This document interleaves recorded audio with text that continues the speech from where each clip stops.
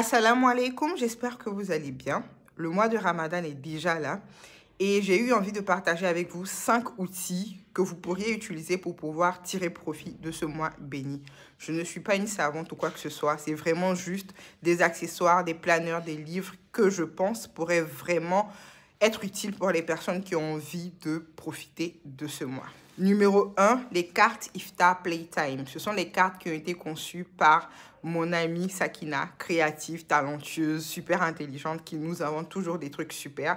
Et les cartes Iftar Playtime, c'est 50 Iftar Playtime, c'est 50 cartes en fait avec des jeux, des challenges, des questions sur la religion, pour pouvoir passer un bon moment en famille ou entre amis. Donc, le soir, lorsque vous avez fini de rompre le jeûne, de faire les prières et que vous vous retrouvez avec votre famille ou vos amis, vous pourriez avoir des discussions assez intéressantes autour de la religion, des discussions saines, plutôt que de courir aller regarder des films ou écouter de la musique ou faire des choses que vous n'êtes pas censé faire pendant ce mois-là.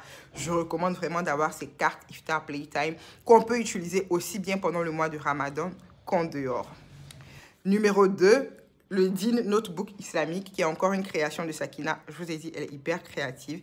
Et c'est un carnet qui regroupe plusieurs versets du Coran, qui nous invite à méditer sur ces versets-là et à réfléchir à comment est-ce qu'ils peuvent s'appliquer à notre vie. Personnellement, je l'utilisais déjà avant le mois de Ramadan. Je le trouvais très intéressant.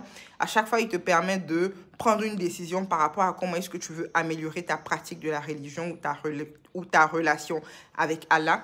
Donc, moi, je le recommande aussi bien pour le mois de Ramadan qu'en dehors.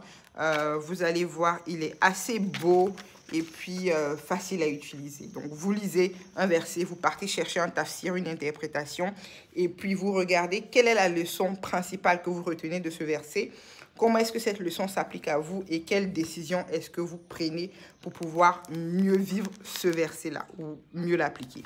Numéro 3, le guide des 30 chapitres du Coran. C'est un livre que j'ai utilisé l'année dernière, que j'ai lu l'année dernière.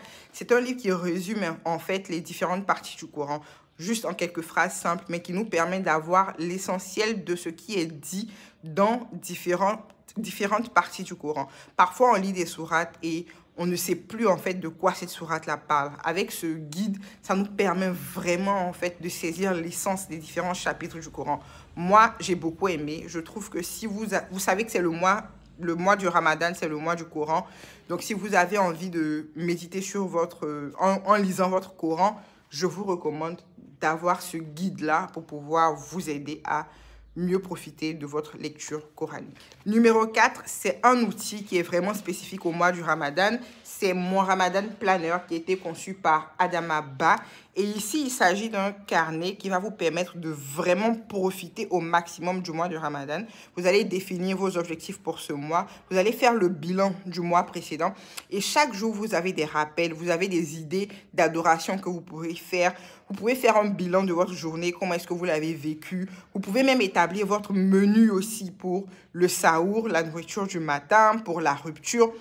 Franchement, ce planeur-là, il est bien. Et si vous ne savez pas encore ce que vous allez faire pendant ce mois, je vous recommande de l'acheter pour pouvoir mieux organiser votre mois et en profiter au maximum. Numéro 5, la biographie du prophète Mohammed sallallahu alayhi wa sallam, le nectar cacheté. Ça, c'est un énorme coup de cœur. C'est un livre que j'ai lu il y a quelques années. Chaque fois, je dis que j'aimerais vraiment le relire. J'espère que cette année sera la bonne, je ne sais pas.